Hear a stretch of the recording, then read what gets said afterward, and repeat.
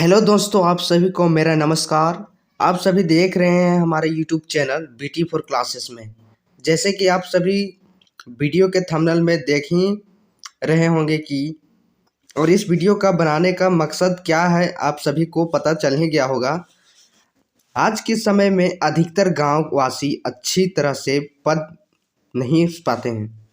इसका अर्थ ये नहीं है कि वो ग्रामीण वासी पढ़ना ही नहीं चाहते हैं। जी नहीं, ऐसा बिल्कुल भी नहीं है, क्योंकि ग्रामीण क्षेत्र के लोग 100% में 90% लोग ऐसे हैं जिनके ऊपर घर की जिम्मेदारी, उनके ऊपर काफ़ी दबाव होता है। उनकी घर तथा आर्थिक स्थिति काफ़ी ख़राब चल रही होती है और वैसे में घर की ज़रूरत पूरा करते करते उनके पास समय ही नहीं बच पाता है कि वो कुछ समय तक पढ़ाई कर पाते। ग्रामीणवासी अच्छे से पढ़ नहीं सकते हैं।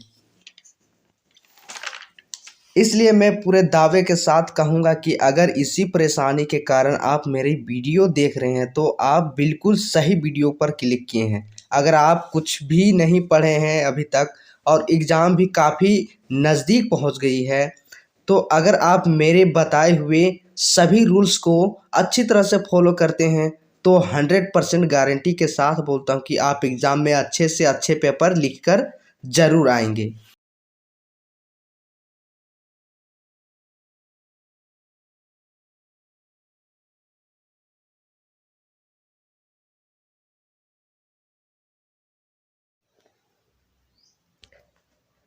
तो आज का मेन पॉइंट हमारा चल के आता है कि परीक्षा की तैयारी कम समय में कैसे करें। परीक्षा की तैयारी कम समय में कैसे करें।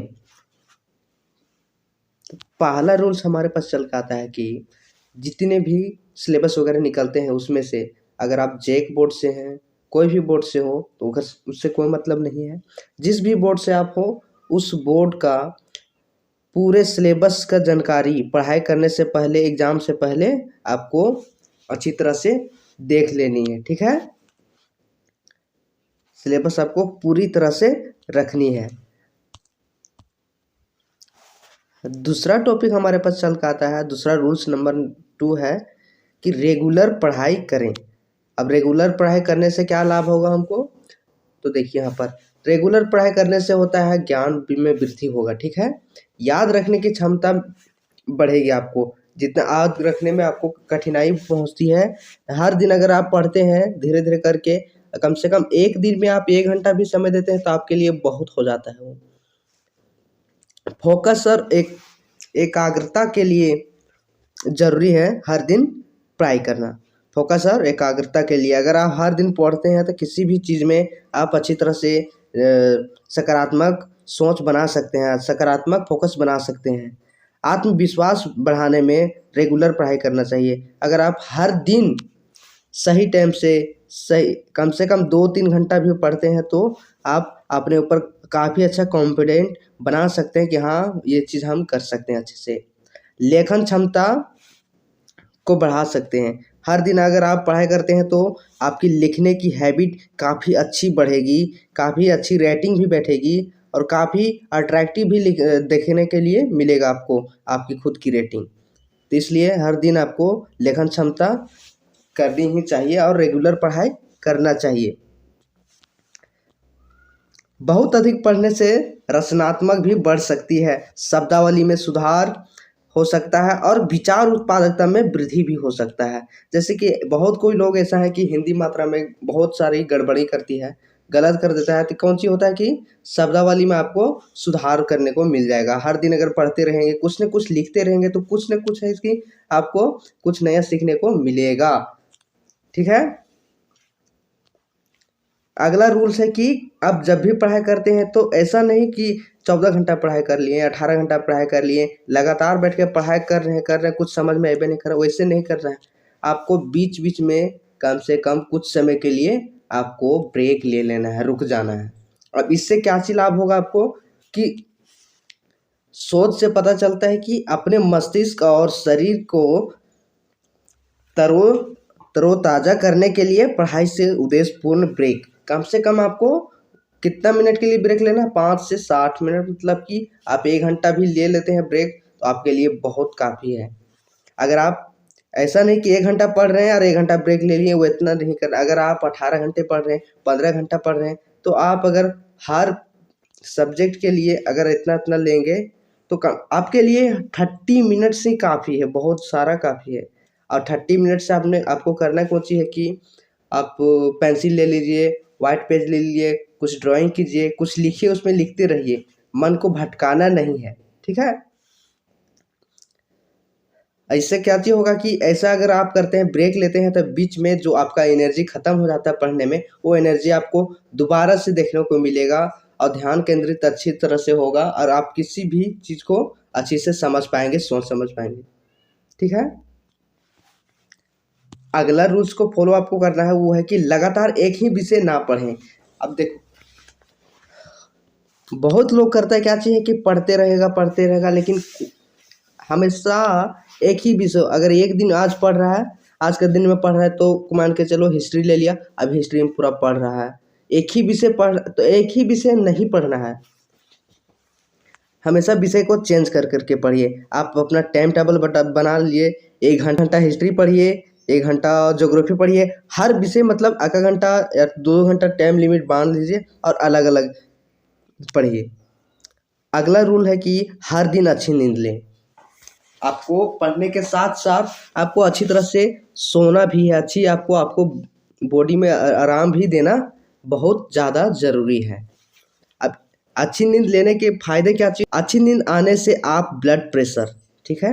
ब्लड प्रेशर आपके जो चलता है, ब्लड प्रेशर होता है, उसमें हाई कोलेस्ट्रॉल आदि से समस्या से बच सकते हैं।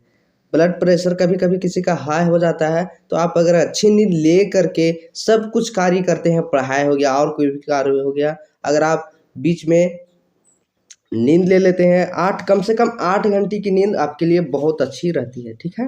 अगर आप अच्छे से सो पाते हैं तो ऊपर सोने के बाद अगर उठते हैं और फ्रेश होकर के अगर पढ़ते हैं, आप भी कुछ भी कार्य करते हैं, तो आपको देखने को मिलता है कि आपको बहुत ज़्यादा अच्छी तरह से मन लगता है और आप भी अच्छे से पढ़ पाते हैं। और सबसे बड़ा अच्छा कारण ये है कि जितने भी लोग हैं और पूरी तरह से अच्छी नींद ले पाते हैं, वो है कि वो सब व्यक्तियों का कौन सी होता है, याददाश्त काफ़ी ज़्यादा अच्छी होती है, उनको पढ़ा हुआ कभी ख़त्म नहीं होता है। अगर आज हिस्ट्री के बारे में पढ़ लिया, प्रागैतिक काल के बारे में पढ़ लिया, तो वो कभी नहीं भूलता है, ठीक है? जो भी पढ़ता है उसके माइंड में सिर्फ छपते जाता है। अगला रूल्स है कि सभी विषयों का चैप्टर वाइज क्वेश्चन बनाना है। कौन शॉर्ट क्वेश्चन और लॉन्ग क्वेश्चन, ठीक है? सभी विषय का। इससे क्या अच्छी फ़ायदा होगा कि पढ़ने के बाद अगर आप चैप्टर वाइज एमसीक्यू और लॉन्ग क्वेश्चन बनाते हैं, ठीक है? अगर ऐसा करते हैं आप, तो आप जितने भी पढ़ते हैं, जितने भी पढ़ाई करते हैं, आपको कितना समझ में आया, नहीं आया, अगर ये सब क्वेश्चन बना के, मान के चलिए कि कोई भी हिस्ट्री में ले लेते हैं कि प्रागैतिक काल में पढ़ते हैं, तो उसमें बहुत सारे टॉपिक्स आते हैं, तो टॉपिक्स के अंदर अगर पढ़ लेते हैं, तो हर एक टॉपिक्स के अंदर एमसीक्यू क्वेश्चन बनता है। तो वैसे अगर आप अपने से बनाते हैं, तो आपको माइंड में बैठता है कि आप कितने अच्छी तरह से पढ़ाई कर रहे हैं, कितने गलत तरीके से पढ़ाई कर रहे हैं। और सबसे इम्पोर्टेंट काम है वो है आपका हर दिन रिवीजन करना। क्या चीज़? हर दिन रिवीजन करना। किसी को पता भी नहीं होता है कि रिवीजन किसको कहते हैं, आखिर क्या है रिवीजन करना, क्या है रिवीजन करना। तो आइए हम बताते हैं रिवीजन करना किसको कहते हैं, कैसे किया जाता है। तो रिवीजन करने से छोड़े हुए टॉपिक को कवर करने में मदद मिलता है। जैसे आप किसी तरह पढ़ाई कर रहे हैं, आप कोचिंग में जाके, स्कूल में जाके आप नागा कर दिए, आप कुछ भी कर दिए और अगला चैप्टर पर चले गए हैं और पिछला चैप्टर नहीं पढ़ पा रहे हैं, और उसी तरह अगर आप रिवीजन करते हैं, तो रिवीजन में होता है कौन सी कि A to Z पूरा कवर हो जाता है, पूरा चैप्टर ही कवर होते अगर एग्जाम से कुछ वक्त पहले रिवीजन को एक पैटर्न बनाकर किया जाए, तो अच्छे मार्क्स आने की संभावना काफ़ी हद तक बढ़ जाती है। अगर एग्ज़ाम है और आप उसके कुछ दिन पहले, कुछ समय पहले, ऐसे भी सभी लोग क्या करना चाहिए, सभी लोगों को कि एग्ज़ाम के पहले ही रिवीजन करना शुरू कर देना चाहिए। और रिवीजन कब किया जाता है? जब पूरा सिलेबस ख़त्म हो जाता है। प्रत्येक रिवीजन 100% होना चाहिए। हर विषय का रिवीजन कितना % होना चाहिए? 100% होना चाहिए। तो आप सिलेबस पूरा किए हो या ना, उससे कोई लेना देना नहीं। आप रिवीजन कम खुल कर कीजिए पूरा। आपको रिवीजन में कोई भी विषय छूटना नहीं चाहिए। 5 से 6 बार रिवीजन करना आवश्यक होगा आपके लिए, और यह असंभव नहीं है। आदि छात्र सख्त परीक्षा दिनचर्या पालन करें और नियमित रूप से परीक्षण दे। आप सिर्फ रिवीजन पर ध्यान दें। कितना? रिवीजन पर। अगर आपका सिलेबस कंप्लीट नहीं हुआ है, आप अच्छी तरह से पढ़ नहीं पाए हैं, तो सिर्फ आप रिवीजन कीजिए, एमसीक्यू क्वेश्चन तैयार कीजिए, लॉन्ग क्वेश्चन तैयार कीजिए, हर एक चैप्टर से सिर्फ अपने से बनाने का प्रयास कीजिए, नोट्स तैयार कीजिए, अपने से लिखिए। इस सब से क्या होगा कि आपका रेटिंग, हेड रेटिंग, जो कुछ भी है सब कुछ सुधरेगा। आप अगर गलत भी लिखते हैं तो ये हर दिन का तरीका रहेगा, तो आप सही से धीरे धीरे लिखने के लिए सीख जाएंगे। मिलते हैं एक नई वीडियो में, तब तक आप सभी को मेरा नमस्कार।